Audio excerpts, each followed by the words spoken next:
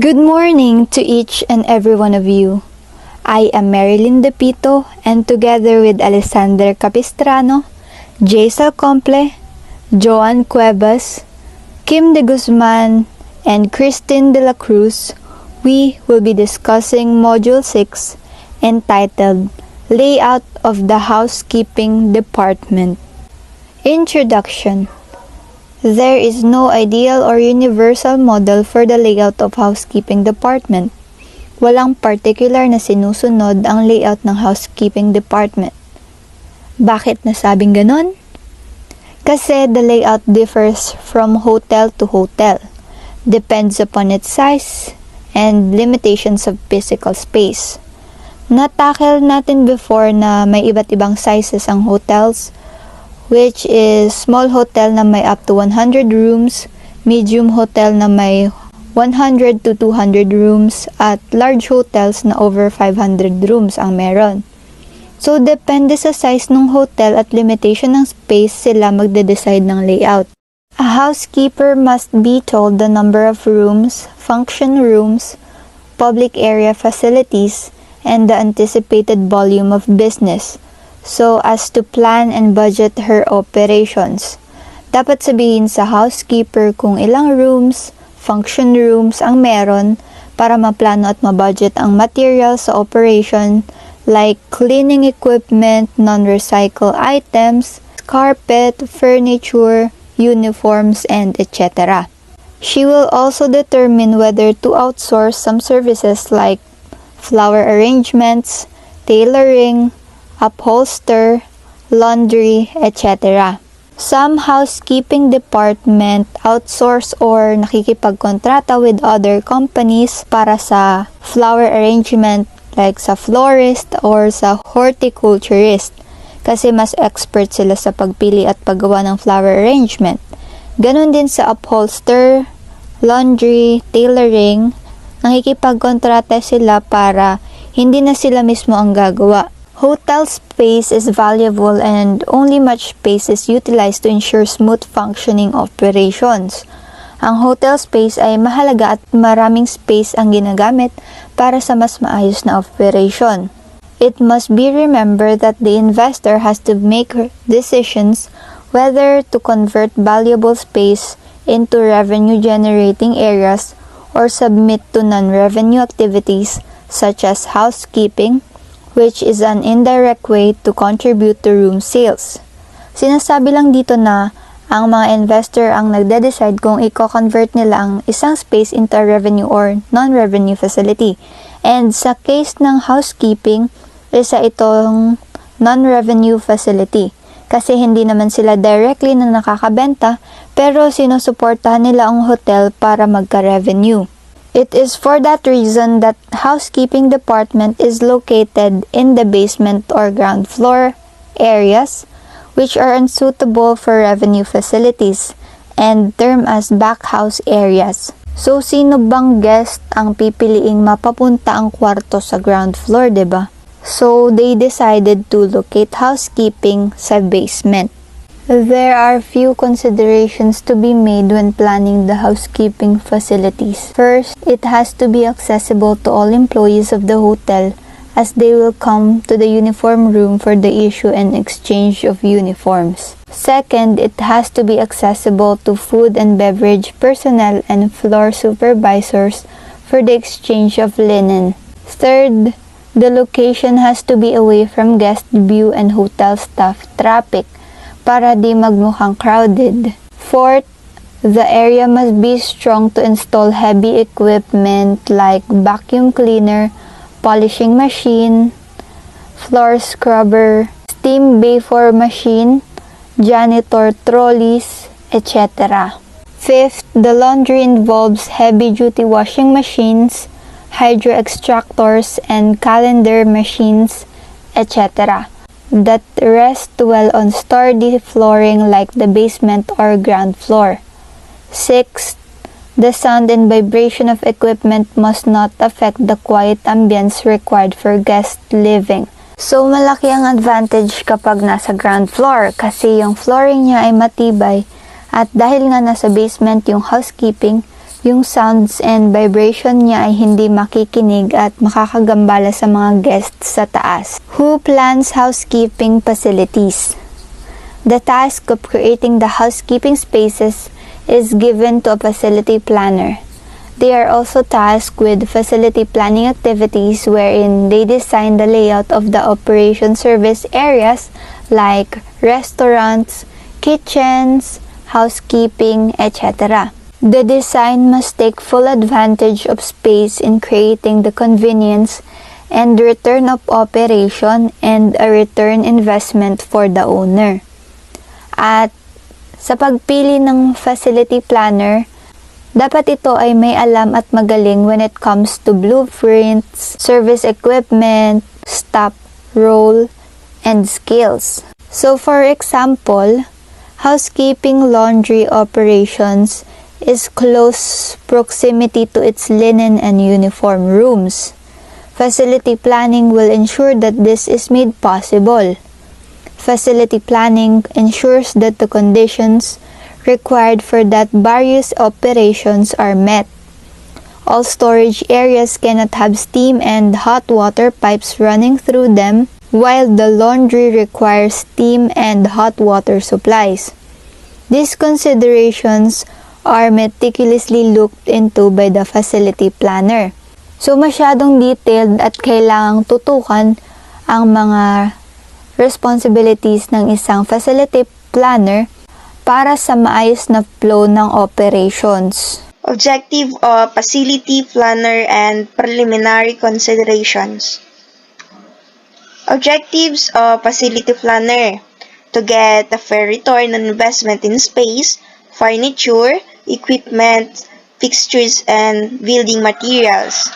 To create a facility which could appeal to guests and employees so that they find it convenient, safe, and hygienic.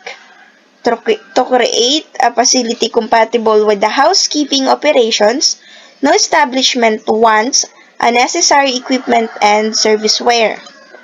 To create a facility which could have an efficient flow of operations, this means that there should not be a conflict of movement of staff resulting in delays and operational safety. Then to create a facility where the spaces could easily be kept according to the municipal standards of safety and sanitation. To create a facility which could improve employee efficiency, the ergonomics must result in minimum movement with maximum productivity. To create a facility which could ensure low maintenance costs, the equipment, the furniture and fixtures must be durable and easy to maintain. To create a facility where the design makes employee supervision easy. To plan the facility in such a manner that it includes building materials, furnitures, fixtures, and equipment at the most economic price but of the best possible quality. Then the preliminary considerations. To determine the project team, it means the team would normally consist of the owner or general manager, architect, facility planner, housekeeper, purchase manager, and the financial controller. Then, to have the basic needs worked out. That means the housekeeper must be clear of her exact requirements to ensure that plans meet the operational requirements of the department. Then, the third one is to determine the type of service. It means the market segment that the hotel will service will largely decide the type of housekeeping service will be provided. There is a vast difference between housekeeping service of a business hotel and a resort, a group of hotel, and an airport hotel. Then again, tower hotels will have different dynamics than those that are sprawled in large average. Then set specification of equipment and furniture. The housekeeper, purchase manager and facility planner should conduct market survey of equipment manufacturers and furniture warehouses to know exactly the spaces required by them when planning layouts. And then the develop a blueprint. The architect is the best person to do it along with the facility planner. So this is the planning process. The furniture, texture, equipment, utilities, building materials, it includes prepare blueprint, to prepare interior design, to set specification, to survey suppliers, and then enter into contracts. Housekeeping design factors. So ito po yung dapat i-consider sa pagdidesign sa mga hotel. First is space. The housekeeping must take full advantage of space, ensuring security and accessibility. The effective utilization of space is the challenge to the facility planner.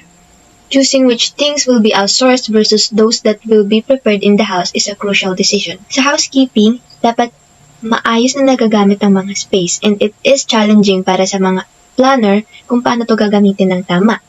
And it is important na alam natin kung alin yung mga bagay na i-prepare sa loob at yung mga bagay na ipapagawa natin sa iba or yung i-outsource natin. Next is noise. The facilities must control noise which comes from noisy laundry equipment and verbal staff communication. The noise should not reach any guest areas at any cost.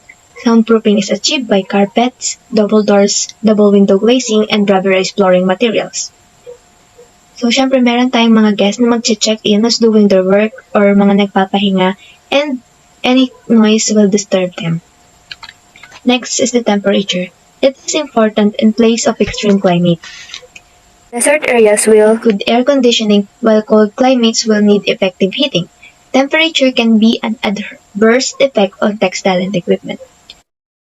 Next is the freedom movement. Essential for safety reason.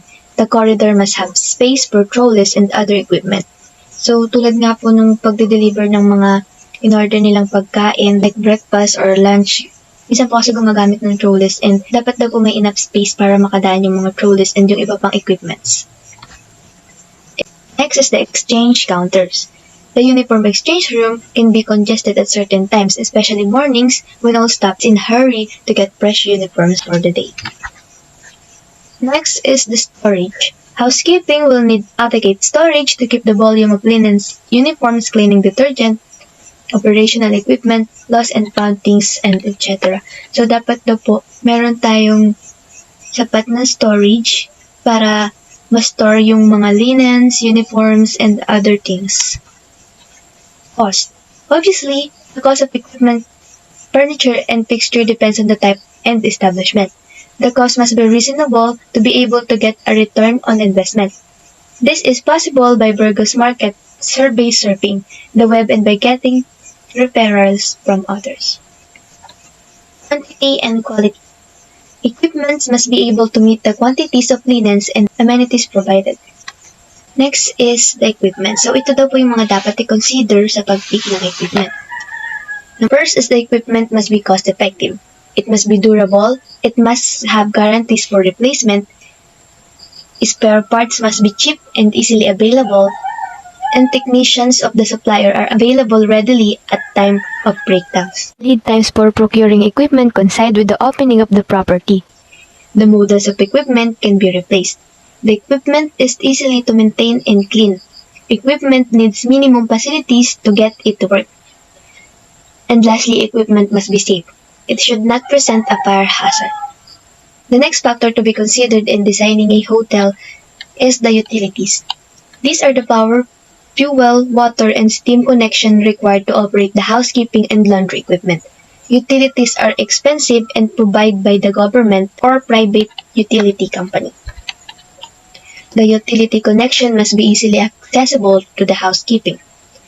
The equipment must be so positioned as to access these connections without too many wires and pipe crossing the floor. And it is for safety reasons. Next factor is sanitation and safety. The facility design must be easy to keep safe and sanitized. Cleaning programs by housekeeping personnel must have access to every corners of the facility, especially those under heavy equipment. So, it is said na importante daw po na madaling linisin ang ating mga facilities, madaling masanitize, and dapat daw po every corner, lalo na yung may mga mabibigat na equipments, ay maaabot ng mga personal na maglilinis. Most importantly, it is safe. Service door must be provided to access guest areas like banquet halls, restaurants, and bars. The facility must have store for toxic chemical. So, dapat po nakabukod yung mga toxic chemical kasi minsan po may nagche-check-in, may kasamang bata, so pagpakalat-kalat po yun, they might get harmed by that po. And meron pong mga personal na hindi alam yung usage ng mga toxic chemical na yun, and baka po ma-harm lang sila. Next is type of service. The facility must suit the service style. Downtown business hotel that are built-up parts may need efficient service elevators, while chalet-type resort properties may require sturdy access roads to roll trolleys and carts. Distribution point for linen may vary. Busy hotels may have floor pantries on each floor or a set floors, while chalet-type resort properties may need service huts to serve a given number of chalets. Next is the physical fatigue. Fatigue is caused by too much movement, lack of climate controls, and carrying heavy loads. The facility planner must address these issues as the ultimate productivity of the workforce depends on it. Next is the lighting. It must be bright in linen and uniform rooms to be able to spot stain and damage. Kasi maaari pong mag-complain ang mga guests if madumi or may mga damage yung mga linen na mapapa-assign sa room nila. Government safety codes. So, meron daw pong mga binibigay na safety codes ang government for the waste disposal, recycling of materials, sanitation schedule, and preventive maintenance schedule, and others. So, here are some of the common requirements by the government. So, the hotel must have sufficient drainage, adequate supply of drinking water, floor properly paved or cemented to carry heavy equipments, and also it's for safety.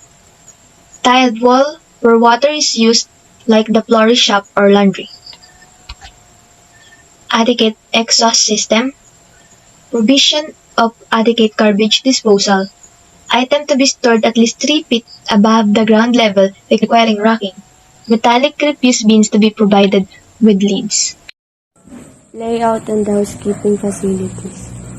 Housekeeping floor plan. So as we all can see, linen store, tailor shop, linen and uniform room, saka laundry, sila yung magkakaline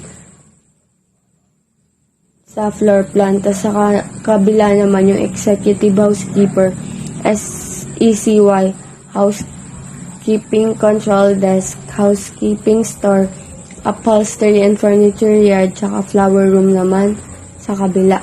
Housekeeper's office. This is the main administration center for the department. It must be independent cabin to provide the housekeeper with silence to plan out her work. It will also provide her the privacy to counsel her staff or hold departmental meetings. It should be preferably in glass paneling so as to give her a view of what is happening outside her office. The office should be preceded by a cabin for the secretary who would control movement into the housekeeper's office. Sa housekeeper's office, siya yung main administration ng Department of Housekeeping. Housekeeper's office is independent cabin. Independent cabin siya kasi para makapagplano sila ng mga gagawin. Dito din igaganap yung mga pagpupulong ng mga staff pag may mga meeting or kung ano mang concern nila. Yung housekeeper's office dapat daw glass paneling siya para nakikita kung ano yung mga nagagawa sa labas ng office. Dapat yung office ay nasa unahan ng cabin para sa secretary daw na nagko-control ng movement sa housekeeper's office. Desk control room. This is the main communication center of all housekeeping. It is from here that all information is sent out and received concerning the department. It is the nerve center for coordination with the front office, banquets, etc. The desk control room should have a desk and chair with preferably more than one telephone. It should have a large notice board to display essential information for the staff. The desk control room is the point where all the staff members report for duty and check out at the duty end. It would ideally adjoin the housekeeper's office. So, kung yung housekeeper's office ay main administration center, ito namang desk control room ay main center of communication ng housekeeping. So, lahat ng concern ng department dito na pupunta sa desk control room. Ang main function ng desk control room is to ensure coordination between housekeeping and other departments such as front office, maintenance, and etc. Lost and found section. This adjoins the desk control room. It is a space away from thoroughfare which is secure, cool, and dry with a cupboard to store misplaced guest belongings that may be claimed later. So sa lost and found section naman, dito yung mga nawawala, halimbawa sa isang room, naiwan ng guest yung halimbawa purse niya. So yung nawalang gamit na yun, dito siya malalagay sa lost and found section. Tapos pag i-claim na siya ng may-ari, dito niya pupuntahan at kukunin. So, linen room, this is where current linen is stored for issue and receipt. The room should be large and airy and free from heat and humidity. It should have adequate shelves to stock linen. It should be secure from pilferage. The linen room should have a counter across which the exchange of linen takes place. It should preferably adjoin the in-house laundry so that the exchange of linen between them is smooth and quick. Only authorized persons should be permitted to access the linen room. So, linen room is used for making clothes and things such as tablecloths and sheets, pillowcase, and similar things made of cloth that are used in the hotel. Yung linen room is malaki at saka airy, na free from heat and humidity. Linen rooms are centralized and act as a storage point and distribution center for clean linen. Usually, a par stock is maintained on each floor or each unit to suffice immediate requirements.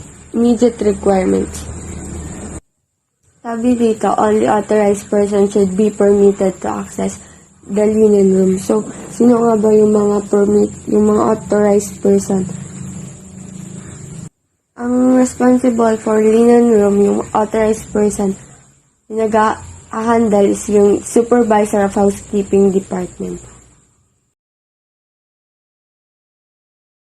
Uniform room. This room stocks the uniform in current circulation. It is possible that smaller hotels may choose to combine this room with the linen room as shown above.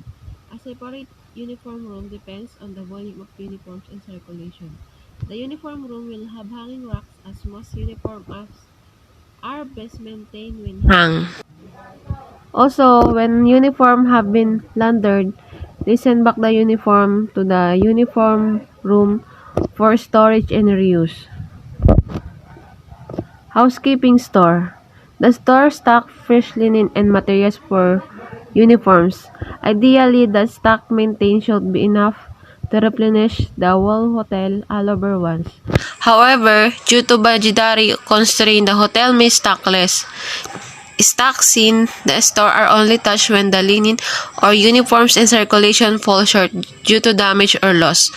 The room should be cool and dry. It is provided with shelves to stock the linen and materials. Larger hotels may have an independent store for linen and another for uniforms, based on the volume of material circulation and the policy of the hotel to stock such large number.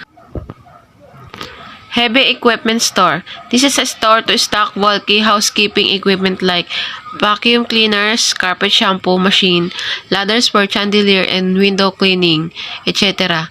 The room should be clean and dry, securely locked to prevent filterage or thief, as they constitute substantial capital investment. Ito daw yung mga store ng mga mabibigat na gamit. At yung mga ginagamit sa hotel. Katulad nga ng vacuum cleaners, carpet shampoo, machines, ladder for chandelier. Yung mga ginagamit sa hotel.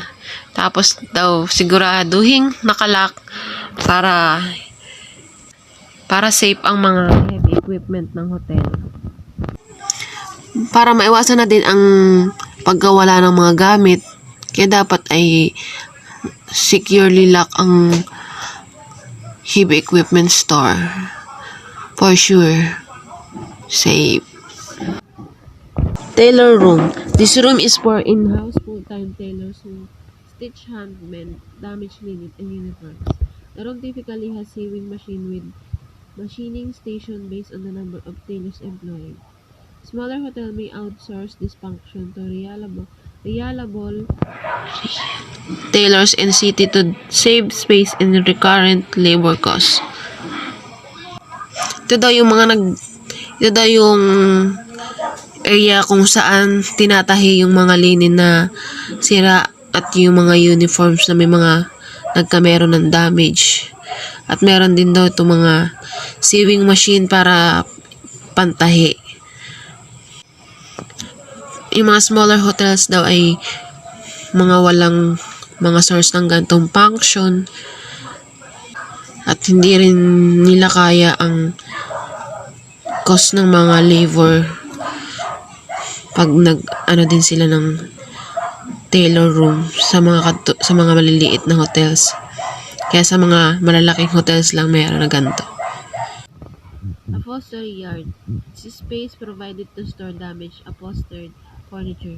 Tailors specialize in reupholstery work in this yard. Since furniture takes space, it requires adequate space to store them.